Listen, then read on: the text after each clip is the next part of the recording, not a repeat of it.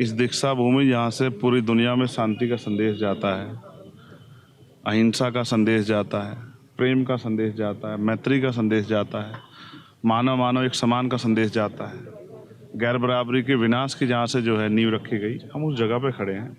और ऐसी जगह पे खड़े होकर आप इस तरह की भाषा का प्रयोग करने वाले लोगों के बारे में पूछोगे तो मुझे इतना ही कहना है कि हमने बहुत लंबे समय की हिस्ट्री पढ़ी है भारत की। जो ताकतवर शासक होता है वो लोगों को ये कहता है जब तक मैं हूं तो आप घबराना मत। एक आदमी जो 7 साल से मुख्यमंत्री है, जिनकी केंद्र में सरकार है, कई स्टेटों में सरकार है, और वो लोगों से कहता फिरे तो आप समझिए सिर्फ चुनावी विषय है। वरना बताइए पुलिस उनके पास है, एडमिनिस्ट्रेशन उनके पास है, पूरी अर्धसैनिक बल उनके पास है, आर्मी जो है प्राइम मिनिस्टर ऑपरेट कर रहे हैं, मीडिया से लेकर सब चीज़ों पे आज बंदी से दिखाई देती हैं हक की आवाज़ उठाते हुए। वो अगर उस पार्टी के लोग ये कहें कि एक रहेंगे, सेफ रहेंगे, कटेंगे बटेंगे, तो ये आप समझना चाहिए कि जो पावर में होकर कह रहे हैं तो ऐसी सत्ता क्या मामला है, क्या जरूरत है सत्ता की, जो सत्ता में बैठ के ऐसा कह रहे हैं। आपको याद है क्या कहा गया था 2013 में, 1 के बदले 10 सीट लाएंगे, और उन्हीं की भाषा देखो आज क्या कह रहे हैं कि हम अपने घर में सेफ नहीं है। आप समझो उन्होंने जो वादे किए थे जनता से वो सारे वादे खोखले निकले। अब उनका प्रयास है कि बुनियादी मुद्दों पर चर्चा ना हो तो लोगों को डराओ, और ये डर का खेल इस देश में लंबे समय, जब डर की बात आती है तो रोटी कपड़ा मकान, एजुकेशन, हेल्थ, अच्छी सड़कें, बिजली, पानी की व्यवस्था, ये सब चीज़ें पीछे हट जाती हैं। यानी कि सामाजिक न्याय, लोगों की बुनियादी जरूरतें, सब पीछे, सारे इशू जिससे जनता का जीवन प्रभावित हो सब पीछे हट जाते हैं। बस एक ही चीज़ दिखाई देती है, भय। कौन खा सकता है किसी को? मैं गारंटी देता हूँ वो यहाँ खड़े होकर दीक्षाओं पे किसी हिंदू भाई की तरफ कोई आंख उठेगी हम लोग खड़े, किसी मुस्लिम भाई की तरफ कोई आंख उठेगी हम लोग खड़े, किसी बौद्धिस्ट भाई की तरफ आंख उठेगी हम लोग खड़े। हम नहीं है सत्ता में, लेकिन हम पूरे वचन देख कहते हैं अगर किसी पे कोई अन्याय होगा तो अन्याय करने वालों के साथ सीना तान के हम लोग लड़ेंगे और उनकी रक्षा करेंगे। किसी सिख भाई के साथ कोई बात होगी, किसी क्रिश्चियन भाई के साथ कोई बात होगी, किसी जैन भाई के साथ कोई बात होगी, हम लोग खड़े हैं, हम अम्बेडकराइट हैं। We the people of India, हम भारत के लोग हैं और हम भारत के अंतिम व्यक्ति के साथ खड़े हैं। तो क्यों डरे कोई?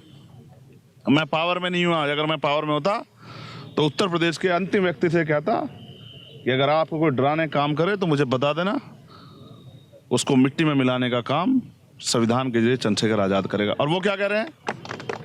डर जाओ, डर जाओ। उत्तर प्रदेश संभल नहीं रहा। 3 दिन से बच्चे और बच्चियां यूपी पीसीएस की जो तैयारी कर रहे हैं, लोक सेवा आयोग के बाहर अपनी समस्याओं को लेके सड़क पे, और बेटियां हैं, बेटियां जिनकी पूजा करते हैं भारतीय जनता पार्टी के लोग, नारा देते हैं बेटी बचाओ बेटी पढ़ाओ, वो सड़कों पे लेटी हुई हैं।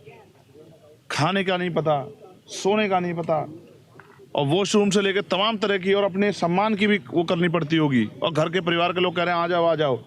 और वो जिस तरह से जब मैंने उनको कल देखा, मैं लगातार देख रहा हूँ, लेकिन कल उनकी हालत देखी तो मुझे शहीद आजम भगत सिंह की याद आई कि उन्होंने, उनके साथियों ने किस तरह से ब्रिटिश हुकूमत की जो है नींव हिला कर रख दी थी। ऐसी नींव उन्होंने उत्तर प्रदेश सरकार खिला कर, मुख्यमंत्री को चाहिए था कि सारे काम छोड़ के प्रयागराज जाते और उन बच्चों के साथ पूछते। जब सरकार कहती है कि 1 नेशन 1 इलेक्शन कराने की हम हिम्मत रखते हैं, तो 1 डे 1 शिफ्ट में एग्जाम क्यों नहीं करा पा रहे हो?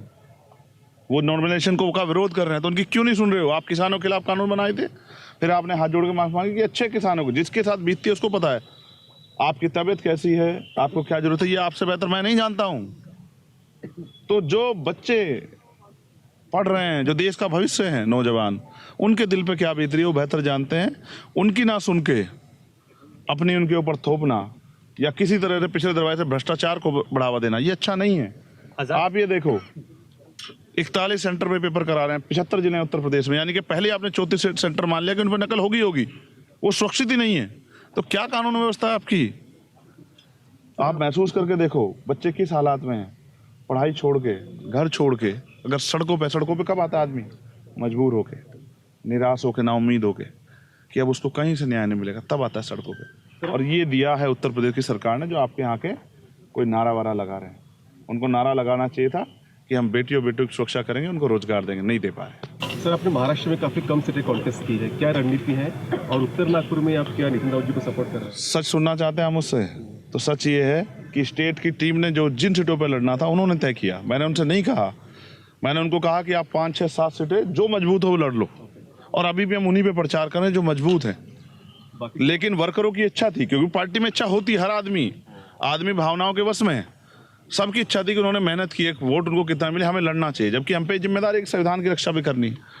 और नितिन भाऊ मेरे भाई हैं, पार्टी की मजबूरियां, वरना मैं उनके प्रचार में भी चला जाता। महाराष्ट्र में भी चुनाव आप समझे, पार्टी की हम अलग अलग पार्टियों में हैं, वरना मैंने वो पैंथर हैं और हम पैंथर की रिस्पेक्ट करते हैं।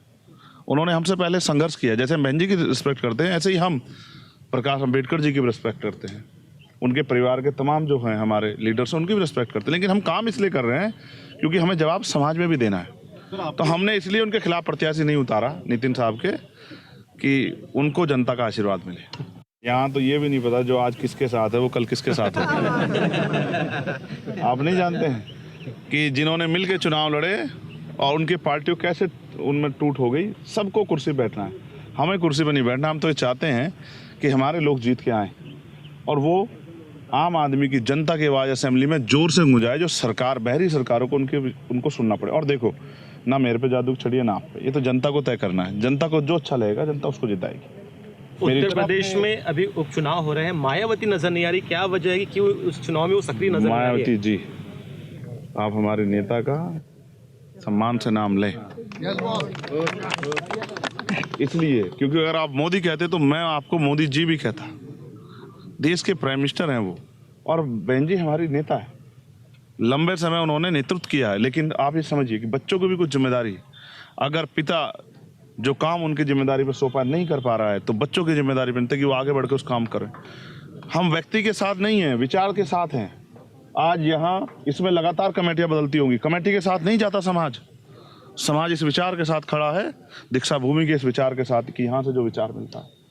मैं आपको इसलिए कह रहा हूँ, यहाँ भी बहुत सारी पार्टियाँ चुनाव लड़ रही है, लेकिन जो अम्बेडकर आए थे वो विचार के साथ खड़ा है। तो इसलिए व्यक्ति से फर्क नहीं पड़ता, विचार से फर्क पड़ता है। आज जो विचार को लेकर खड़ा है, समाज उसी के साथ खड़ा है। वरना अगर ऐसा नहीं होता तो एक प्राइमरी स्कूल के हेडमास्टर का बेटा मेंबर ऑफ पार्लियामेंट नहीं होता। और आपको पता है, दीक्षा भूमि पर जब अधिग्रहण होने का काम हुआ तो मैं अकेला आदमी था जिसने पार्लियामेंट में इस विषय को उठाया और सरकार से कहा कि आपकी सरकार वहाँ जुड़ी हुई है, आपकी जो है मिलीजुली सरकार है वहाँ, उनको रोकिए। अगर नहीं रोकोगे आप लोग तो फिर हम यहाँ पार्लियामेंट के बाहर ही इंसेंट बजाने का काम करेंगे उस सरकार का, जो सरकार हमारी आस्था और हमारे गौरव के साथ खिलवाड़ करने का हम दीक्षा भूमि पर कर रही है, हम उसको छोड़ेंगे नहीं।